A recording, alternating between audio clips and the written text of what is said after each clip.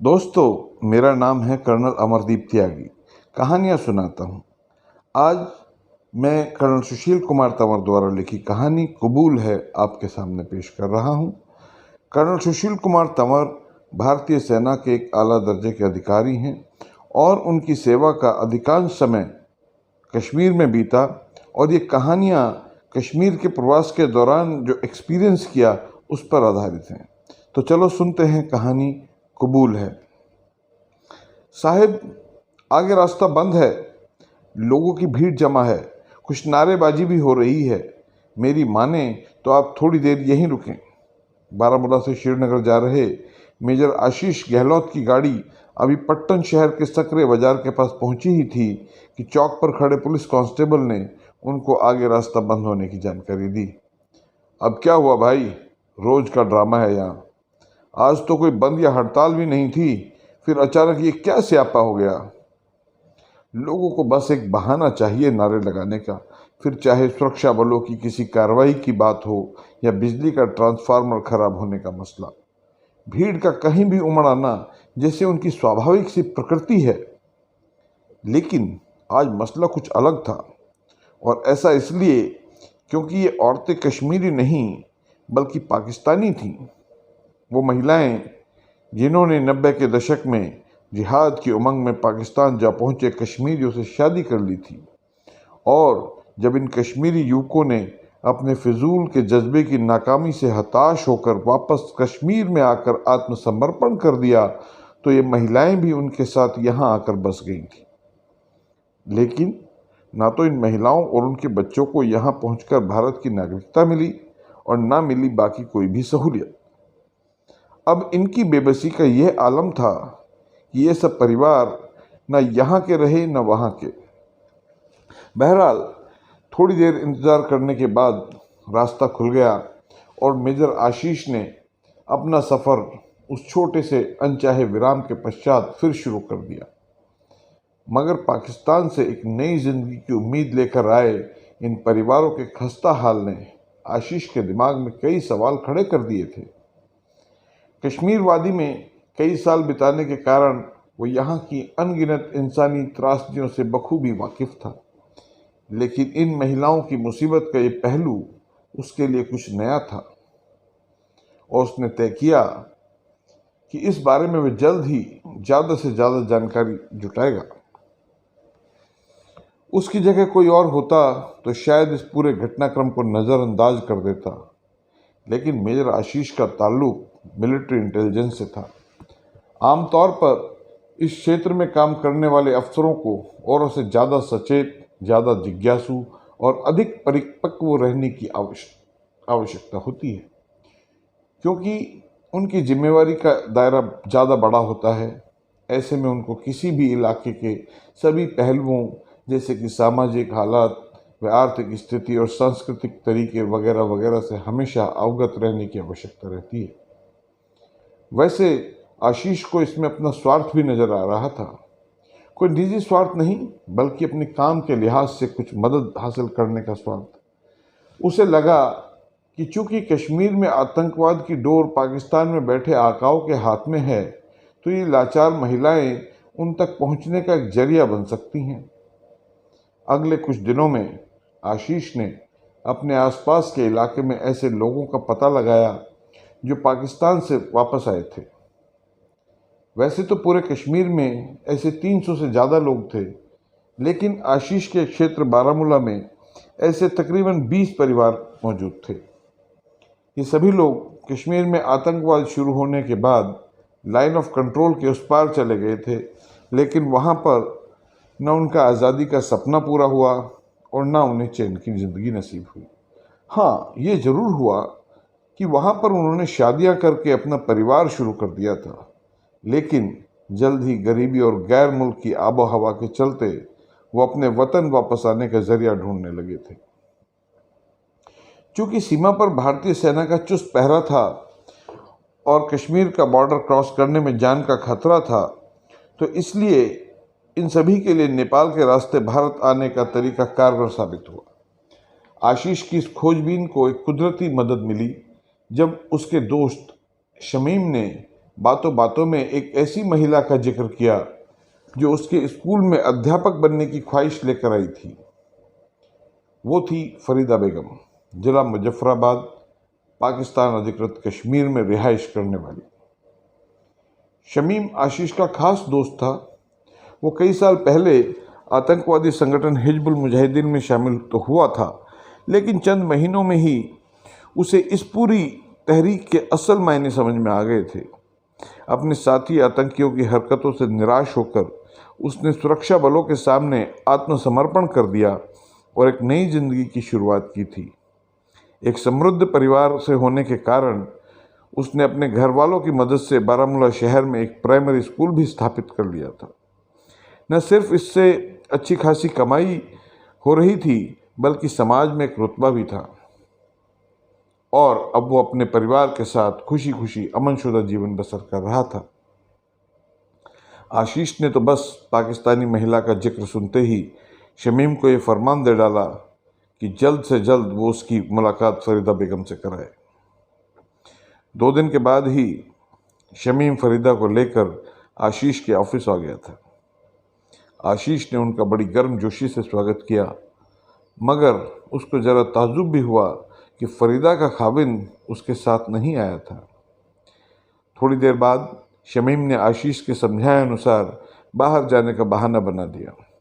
अच्छा, आप लोग बातें करें, मुझे बाज़ार में कुछ ज़रूरी काम है, तकरीबन 1 घंटे में आता हूँ।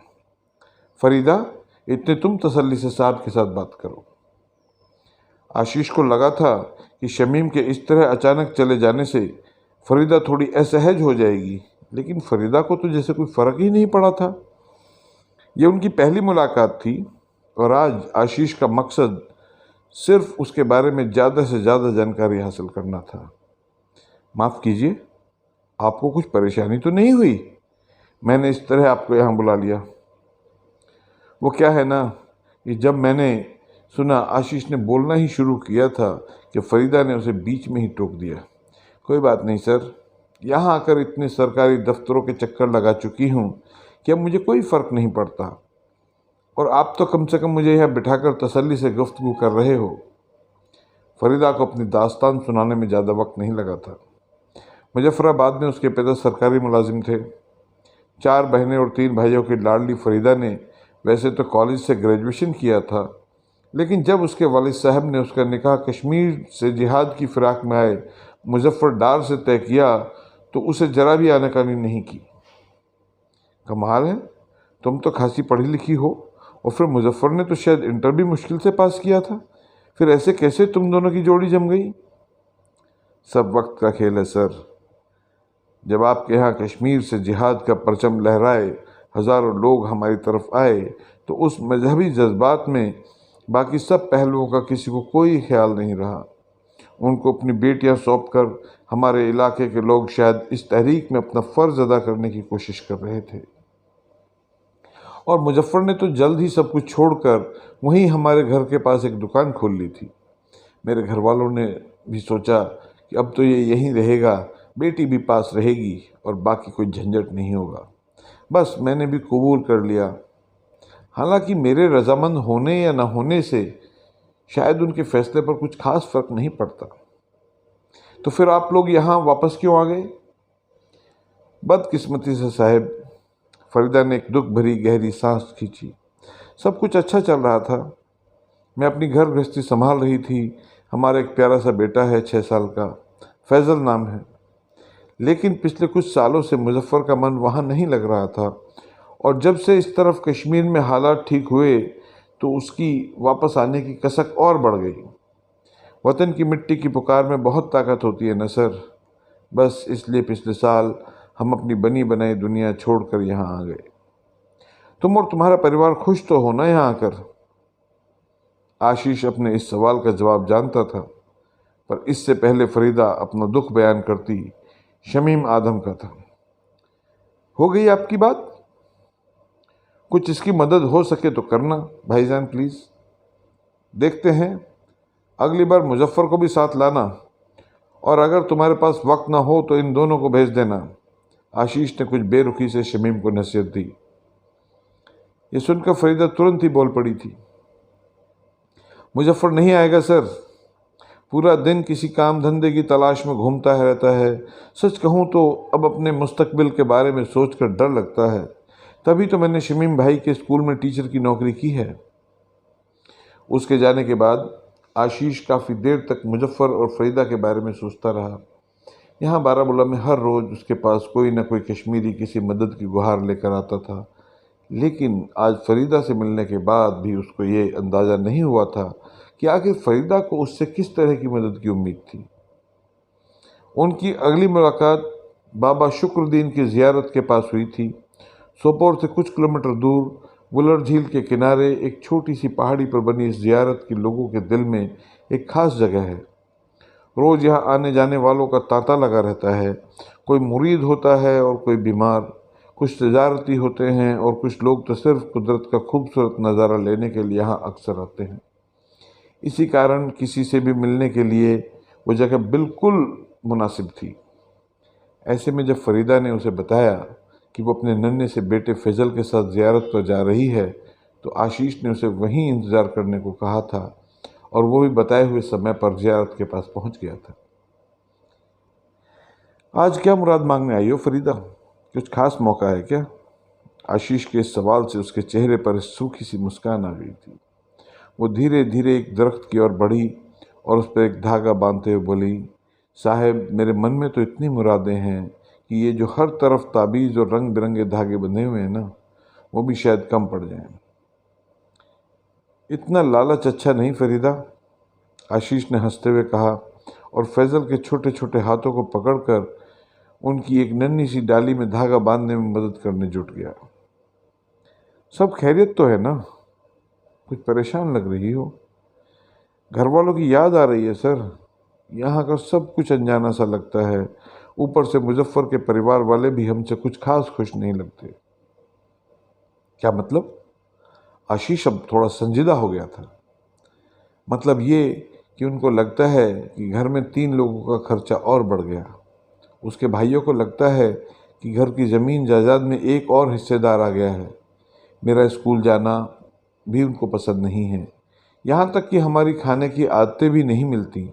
वो ज़्यादातर भात खाते हैं, नून चाय पीते हैं।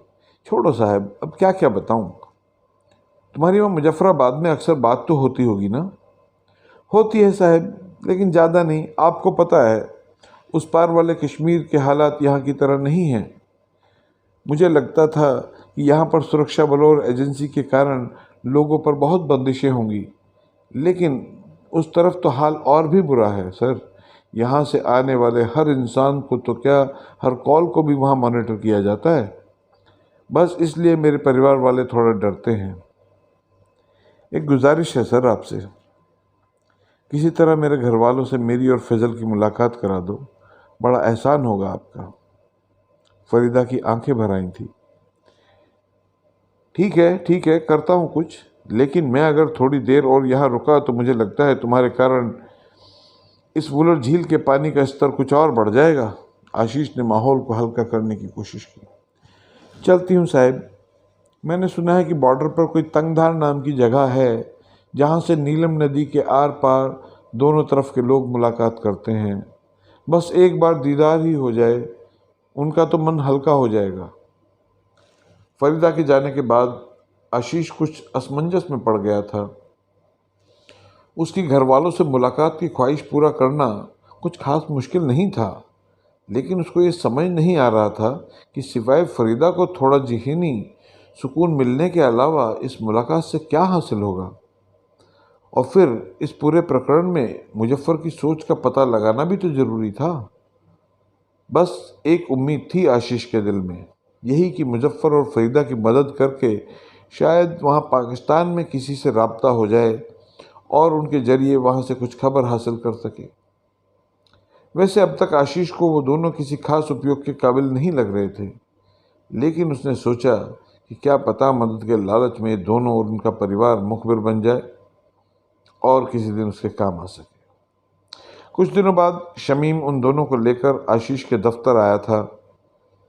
मुजफ्फर ज़्यादा वक्त चुपचाप ही बैठा था, जबकि फरीदा की शिकायतों का सिलसिला जारी था। उस दिन आशीष को अंदाजा हुआ कि मुजफ्फर अपने परिवार के कारण दो हिस्सों में बटा हुआ था। एक तरफ माता पिता, भाई बहन, घर वाले, गांव वाले और दूसरी तरफ फरीदा। और इस बंटवारे की शिकन उसके चेहरे पर साफ नजर आ रही थी। यकीनन वो पहले बहुत खूबसूरत रहा होगा, पर अब वो अपनी उम्र से कहीं ज़्यादा अधेड़ नजर आ रहा था। ना राशन कार्ड बन पा रहा है साहब, और ना आधार कार्ड। यहाँ तक कि फैजल के पुराने स्कूल के सर्टिफिकेट को भी यहाँ नहीं मान रहे हैं। गनीमत है कि वो अभी छोटा है। अगर कहीं मैट्रिक या कॉलेज में दाखिला लेना होता तो सोचो सर कितनी परेशानी होती। जैसे वो कानीसोपरा गांव वाले शौकत को हो रही है। आशीष के पास उनकी इन तकलीफ़ों का कोई समाधान नहीं था। पाकिस्तान से वापस आए परिवारों के बारे में जो निर्धारित नीतियां थीं, उन्हीं के अनुसार सभी सरकारी तंत्र इन लोगों से सलूक कर रहे थे। हाँ, उन्हें ये ज़रूर लगता था कि इस सलूक में इंसानियत की और बहुत गुंजाइश थी। अच्छा, आप लोग भी तो बाकियों की तरह ही नेपाल के रास्ते आए होंगे ना? तो आपका पासपोर्ट कहाँ है? आशीष अब भी उन्हें कुरेदने की कोशिश कर रहा था। सर, हमारे पासपोर्ट तो सलीम के पास हैं। सलीम? सलीम कौन? सलीम ट्रेवल एजेंट है साहब, इस्लामाबाद में। वहाँ से यहाँ आने वाले हम जैसे सभी लोगों के पासपोर्ट वही बनाता है। 50,000 रुपये लिए थे हमसे, और काठमांडू एयरपोर्ट से निकलने के बाद उसके एक आदमी ने हमसे वो पासपोर्ट भी वापस ले लिया, ये कहकर कि अब इसकी कोई ज़रूरत नहीं है। उसने हमें गोरखपुर बॉर्डर के पास छोड़ दिया और फिर बोला कि आप लोग यहाँ से पैदल सीमा पार कर लो और फिर गोरखपुर से ट्रेन पकड़ लेना। समझ गया। और आपके पासपोर्ट वो लोग पता नहीं और कितने गैरकानूनी कामों के लिए इस्तेमाल करते होंगे। खैर, मुझसे जो बन सकेगा। वैसे आपकी मदद करने की कोशिश करूँगा, आप इत्मीनान रखें। आशीष के पास इस वक्त उनको दिलासा देने के अलावा कुछ भी नहीं था, लेकिन उसने ये ठान लिया था कि फरीदा को उसके परिवार से मुलाकात कराने की कोशिश ज़रूर करेगा, मगर इसके लिए उसे तंगधार के इलाके में जाने की ज़रूरत थी। इसलिए उसने वहाँ तैनात मिलिट्री इंटेलिजेंस की अपनी टीम से विचार विमर्श किया और उनकी रजामंदी के बाद फरीदा को पैगाम भेज दिया कि अगले जुम्मे को अपने घर वालों को तंगधार आने का संदेशा दे दे। फरीदा तो ये सुनते ही खुशी से झूम उठी थी। आशीष ने उसको हिदायत दी कि वो मुजफ्फर और फैजल के साथ जुम्मे को सुबह 6 बजे ऑफिस में आ जाए। साथ ही उसने शमीम को भी उनको वक्त पर लाने की जिम्मेदारी थमा दी। जाने वाले दिन आशीष सुबह सुबह तैयार होकर उनका इंतज़ार करने लगा था। वो भी 6 बजने के कुछ देर बाद ही हाजिर हो गए थे। मुझको पता था तुम पक्का देर करोगे। अनुशासन नाम की भी कोई चीज़ होती है? आशीष उनके आते ही मजाक करने लगा था। माफ़ कीजिए सर, बिल्कुल वक्त पर आए हैं। देखो ये बेचारा फैजल तो अब भी नींद में है, शमीम ने सफाई देते हुए कहा।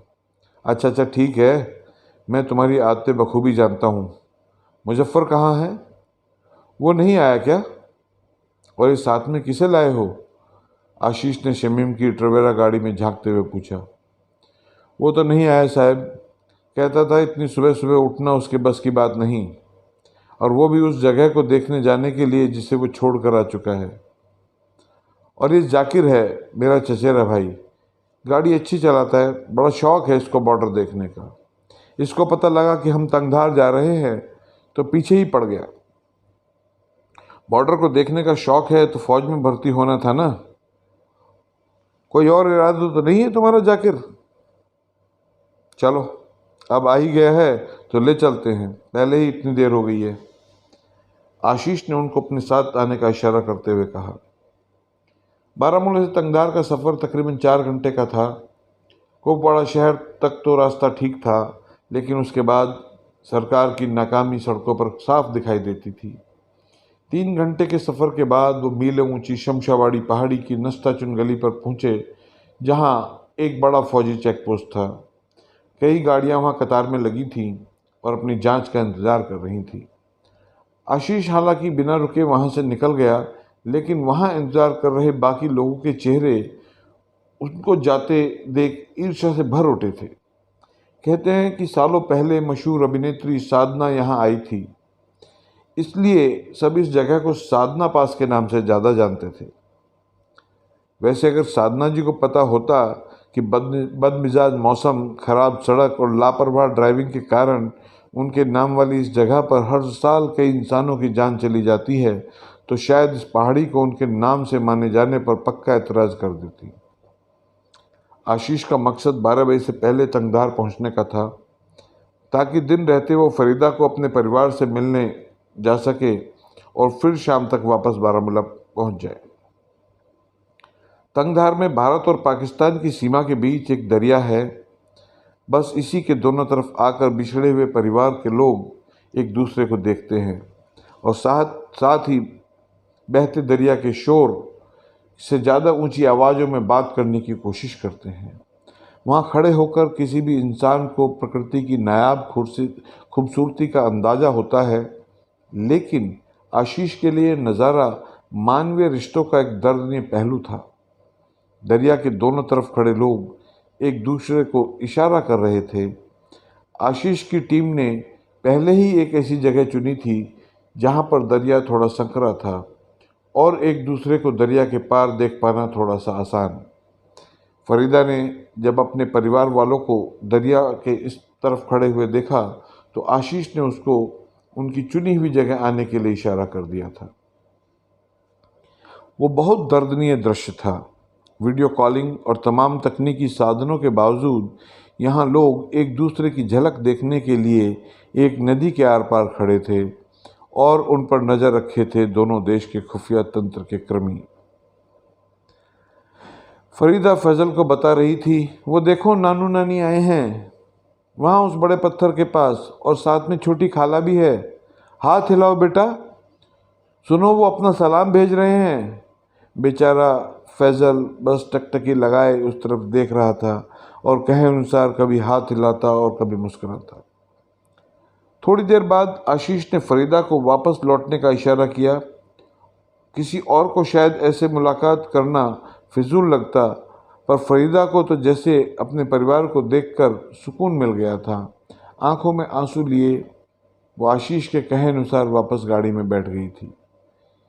कहीं से भी लौटने का सफ़र आमतौर पर छोटा लगता है, पर आज उन सबको ये सफ़र बहुत ज़्यादा लंबा लग रहा था। वो इसी सोच में डूबा हुआ था जब शमीम ने थोड़ी मायूसी के साथ कहा था, लकीरें भी कितनी अजीब चीज़ होती हैं ना, बदन पर खींचो तो ज़ख्म बना देती हैं और ज़मीन पर खींचो तो सरहद बना देती हैं, और इस सरहद ने तो जिस्मों के साथ साथ रूह को भी लहूलुहान कर दिया है। वो देर शाम बारामूला वापस पहुंचे थे और आशीष तुरंत ही अपने काम में मशगूल हो गया था। अगले कुछ दिन उसकी ना तो फरीदा से कोई बात हुई, ना शमीम ने उनका कुछ जिक्र किया। फिर एक दिन अचानक फरीदा उनके दफ्तर आ पहुंची थी। माफ़ कीजिए सर, आपको पहले नहीं बताया, वो आज शहर में कुछ काम था, सोचा आपसे भी मुलाकात कर लूँ। फरीदा के इस तरह अकेले आने से आशीष थोड़ा सक पका सा गया था। नहीं नहीं, कोई बात नहीं, मैं सोच ही रहा था कि तंगधार से वापस आने के बाद तुमसे राब्ता ही नहीं हुआ। कैसी हो? फैजल कैसा है? और मुजफ्फर को कोई काम मिला या नहीं? आशीष ने सवालों की झड़ी लगा दी थी, लेकिन फरीदा चुप थी। अरे, ये अपनी खामोशी का रोज़ा तोड़ो और कुछ बोलो तो सही। आशीष ने माहौल को हल्का करने की कोशिश की। काफ़ी देर चुप रहने के बाद फरीदा ने धीरे से कहा था, मुझे पाकिस्तान वापस जाना है सर, प्लीज़ कुछ करें, अब यहाँ नहीं रह सकती। और इसी के साथ वो फूट फूट कर रोने लगी। रोइए मत प्लीज़, ये लो थोड़ा पानी पी लो। आप कैसे पाकिस्तान वापस जाओगी? पासपोर्ट भी तो नहीं है। आपके मुल्क की एम्बेसी वाले तक आपको लेने को तैयार नहीं हैं, और ऐसे कितने परिवार हैं, आपको तो पता ही है। वैसे मैंने सुना है कि सरकार इस बारे में जल्द ही कुछ करने का विचार कर रही है। मुझे नहीं पता सर, मुझे बॉर्डर से भेज दो, वहीं तंगधार से ही चली जाऊंगी दरिया के पार। अच्छा, और फैजल कैसे जाएगा? ले जाऊंगी उसको भी पीठ पर बांधकर, बस जाना है साहब। वाह फरीदा, बहुत समझदार हो ना। दोनों तरफ से गोलियां चलेंगी और तुम बेवजह मारी जाओगी। जाना तो है साहब, अब चाहे जान का खतरा ही क्यों ना हो। ये जिल्लत की ज़िंदगी अब नहीं जी सकती। इतने सालों से कश्मीर के नाम पर लाशों की सियासत हो रही है। दो और लाशें गिर गई तो क्या फ़र्क पड़ता है। पागल मत बनो फरीदा, अभी तुम घर जाओ, मुझे सोचने दो जरा, आशीष ने उसे समझाते हुए कहा। कुछ करो साहब, बस आप पर ही भरोसा है। हमारी नई ज़िंदगी की शुरुआत करा दो, अल्लाह आपको तरक्की देगा। आशीष को अब इस तरह की मदद भरी गुजारिशों और दुआओं की आदत पड़ चुकी थी, और इस मामले में तो वो कर भी क्या सकता था। अच्छा, मुजफ्फर का क्या कहना है, वो भी वापस जाना चाहता है क्या? आशीष के इस सवाल का फरीदा के पास कोई सीधा जवाब नहीं था। मुझे नहीं पता सर, मैंने उसके साथ निकाह कबूल किया, अपना सब कुछ छोड़कर यहाँ पर आई, अब मैं वापस जाना चाहती हूँ। तो उसे भी मेरा साथ देना चाहिए, लेकिन वो ऐसा करेगा या नहीं ये तो वक्त ही बताएगा। अभी तो उससे इस बारे में बात नहीं हुई। थोड़ी देर बाद फरीदा वापस चली गई। आशीष भी उसके जाने के बाद अपना बाकी काम सिमटाने में लग गया था।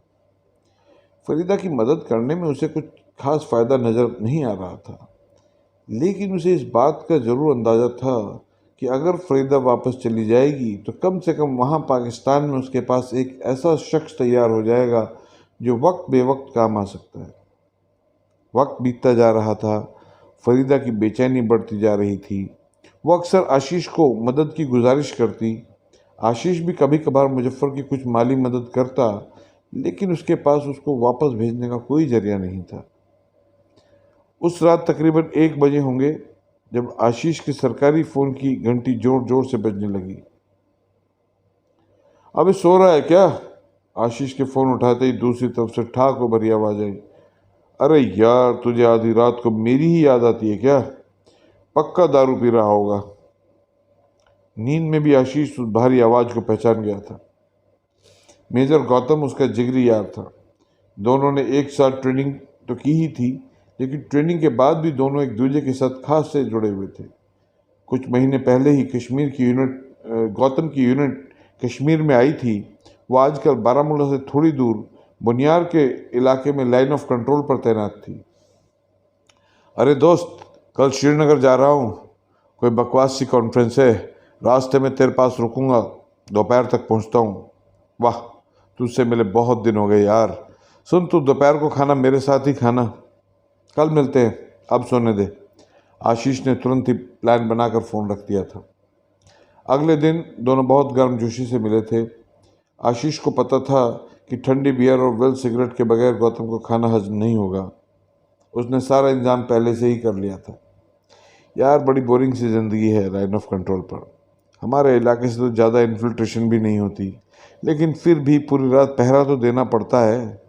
साले ये आतंकवादी भी पता नहीं कहाँ से घुसपैठ करने की कोशिश करने लगे, और ऊपर से आसपास के गांव में रहने वाले। वैसे तो उनकी ज़रूरतें ही ख़त्म नहीं होती, पर चलो इस बहाने उनकी मदद से अमन कायम रहता है हमारे इलाके में। गौतम जो कुछ बोल रहा था उससे आशीष बखूबी वाकिफ था, पर वो कुछ कहकर गौतम के उत्साह को बीच में भंग नहीं करना चाहता था।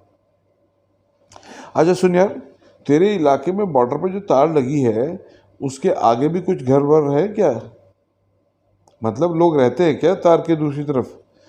जब से गौतम ने लाइन ऑफ कंट्रोल की बात शुरू की थी, तब से आशीष के दिमाग में यही सवाल घूम रहा था।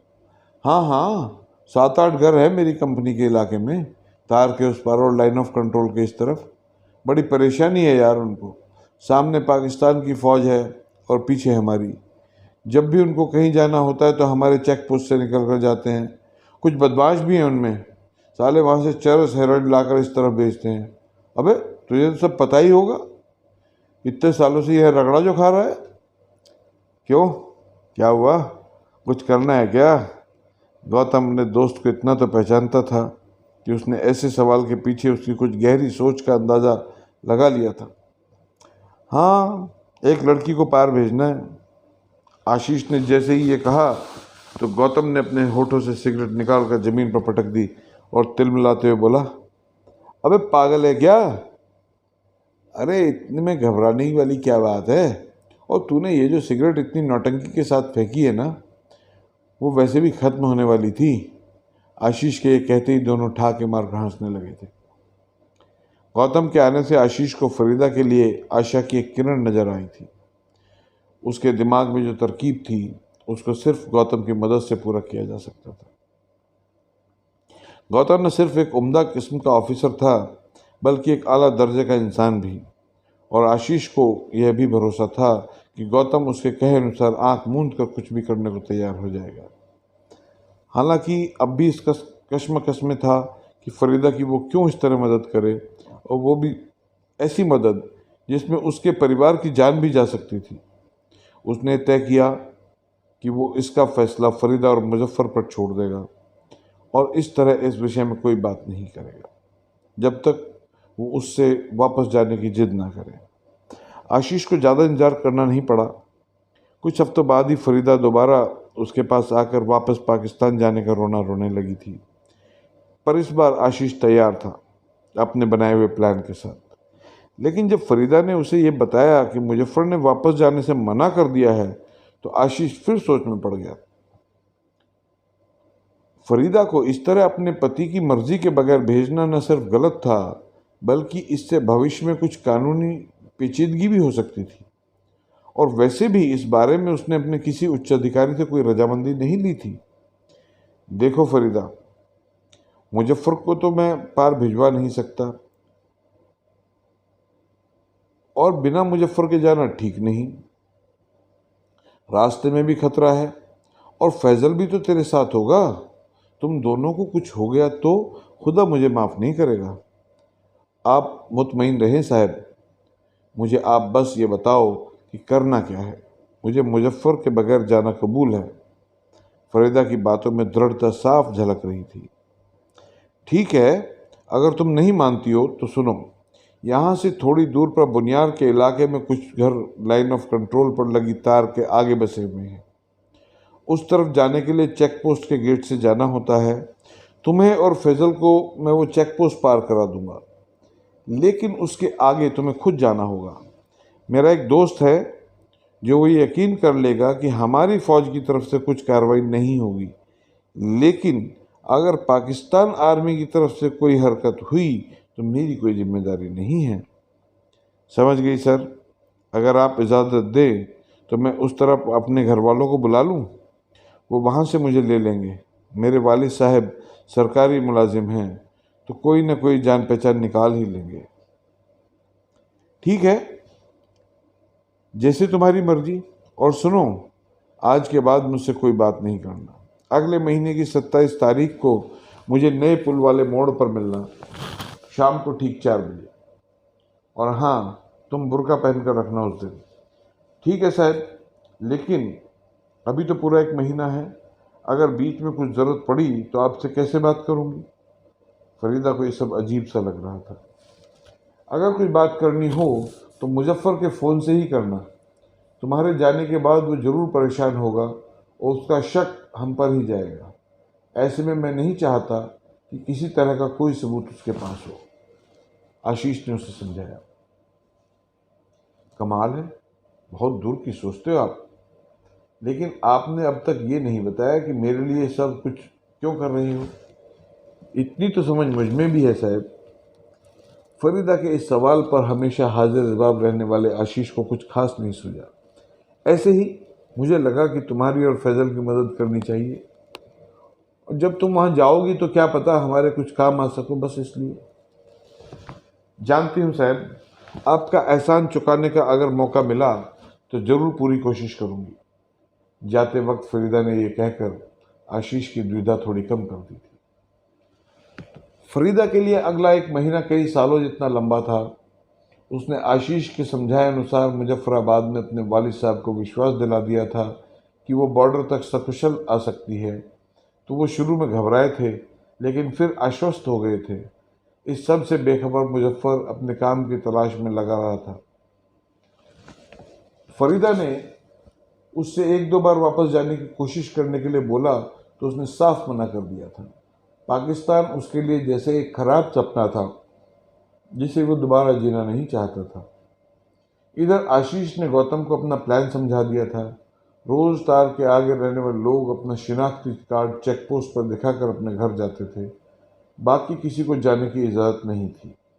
गौतम को बस यह करना था कि उस दिन अपने सिपाहियों को फरीदा और फैजल को तार से आगे जाने की इजाज़त दिलवानी थी। फरीदा ने चेक पोस्ट पर यह बोलना था कि वो अपने रिश्तेदार से मिलने जा रही हैं और थोड़ी देर में वापस आ जाएंगी। सब कुछ तय था, लेकिन जाने से एक हफ्ता पहले फरीदा ने आशीष से राब्ता किया था। सॉरी सर, वो मुझे लगता है कि मुजफ्फर भी हमारे साथ जाना चाहता है।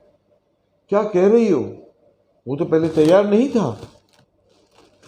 तुमने उसको बता दिया क्या सब कुछ? बस मुझे यही डर था। आशीष की आवाज़ में जरा सा गुस्सा शामिल। नहीं नहीं साहब, मैंने उसे कुछ नहीं बताया, लेकिन वो कह रहा था कि अगर कुछ तरीका मिल जाए तो हम सब वापस लौट सकते हैं। जब मैंने उससे कहा कि बगैर पासपोर्ट कैसे जाएंगे, तो कहने लगा बॉर्डर क्रॉस कर कर तो जा सकते हैं, लेकिन उसमें बहुत खतरा है। तभी मैंने सोचा कि आपसे पूछूं, क्या हम उसको भी साथ ले जा सकते हैं? देखो फरीदा, तुम्हें वापस भेजने के लिए मैंने बहुत जोखिम मोल लिया है। अपने डिपार्टमेंट में किसी को भी कुछ नहीं बताया। मैं ये जो कर रहा हूँ वो सरकारी लिहाज से शायद मुनासिब भी नहीं है। अब अगर इसमें मुजफ्फर भी जाएगा तो मेरे खुद के लिए ये ठीक नहीं है। तुम्हें पार भेजना अलग बात है, लेकिन एक कश्मीरी को बॉर्डर पर पार कराने के कुछ अलग मायने हैं। चेक पोस्ट से एक लड़की और बच्चा तो किसी बहाने से निकल सकते थे, लेकिन एक कश्मीरी युवक, वो भी एक पुराना आतंकी, कैसे चला गया? इसका जवाब देना मेरे और मेरे दोस्त के लिए मुश्किल हो जाएगा। फरीदा आशीष की बात चुपचाप सुन रही थी। देखो, मैंने तुमसे पहले ही पूछा था और तुमने कहा था कि तुम तैयार हो। अगर मुजफ्फर को साथ ले जाने की बात है तो मेरी यहाँ मानो, यही रहो। मेरे लिए भी तो अच्छा है, ये सब छुप कर जुगाड़ करना नहीं पड़ेगा। साहब, कुछ समझ नहीं आ रहा। फरीदा ने बड़ी मायूसी के साथ फ़ोन काट दिया। 27 तारीख को बताए हुए वक्त पर आशीष अपनी सफ़ेद रंग की स्कॉर्पियो लेकर नए पुल वाले मोड़ पर पहुंच गया। उसको लगा था कि फरीदा नहीं आएगी, क्योंकि उसे शायद इस तरह सब कुछ छोड़कर वापस जाना कबूल नहीं होगा। पर वो फिर भी तैयार था। उसने सोचा थोड़ी देर इंतजार करने के बाद वो वापस दफ्तर आ जाएगा और फिर गौतम को प्लान रद्द करने की इत्तला कर देगा। लेकिन उसके वहां पहुंचने के कुछ मिनटों में ही काला बुर्का पहने फरीदा चुपचाप गाड़ी में आकर बैठ गई थी। साथ ही नन्हा फैजल उछलकर आशीष की गोद में कूद पड़ा था। उसने फरीदा और फैजल को चेक पोस्ट के थोड़ा पहले उतार दिया था। जाते वक्त फरीदा ने नम आंखों से आशीष की ओर देखा और फिर किसी तरह खुद को आशीष के गले लगने से रोक लिया। आशीष तब तक वहीं रुका रहा था जब तक वो दोनों आंखों से ओझल नहीं हो गए। फिर उसने मन ही मन उनकी सलामती की दुआ की और वापस बारामूला आ गया। कुछ दिनों बाद शमीम आशीष के पास आया था, ये खबर लेकर कि फरीदा कई दिनों से स्कूल नहीं आई और पता नहीं कैसे अपने बेटे को साथ लेकर वापस मुजफ्फराबाद पहुंच गई। तो दोस्तों, ये थी कहानी कबूल है, कर्नल सुशील कुमार तंवर द्वारा लिखित कहानी कबूल है। धन्यवाद दोस्तों, फिर मिलेंगे एक नई कहानी के साथ। जय हिंद।